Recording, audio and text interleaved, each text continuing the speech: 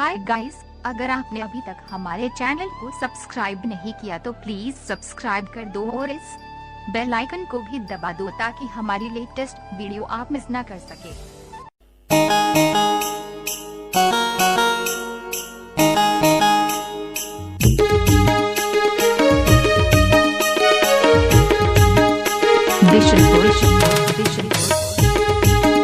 अच्छा,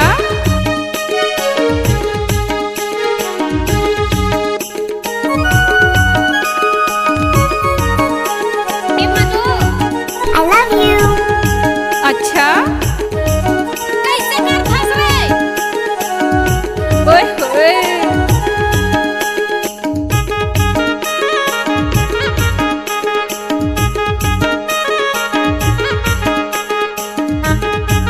Mixed by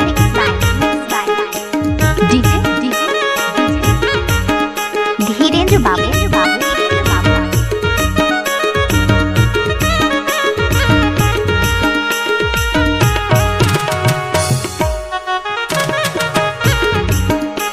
mix by DJ Dhirendra बाबू।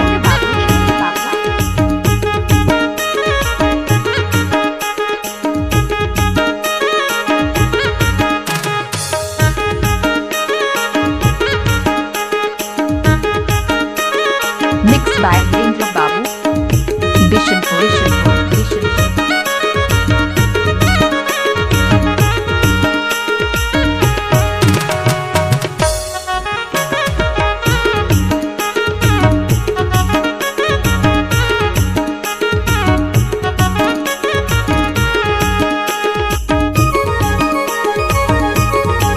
क्या?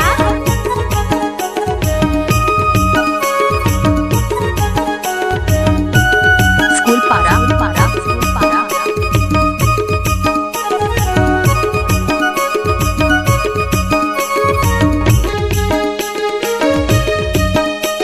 मिक्स बाय वीरेंद्र बाबू बिशनपुर।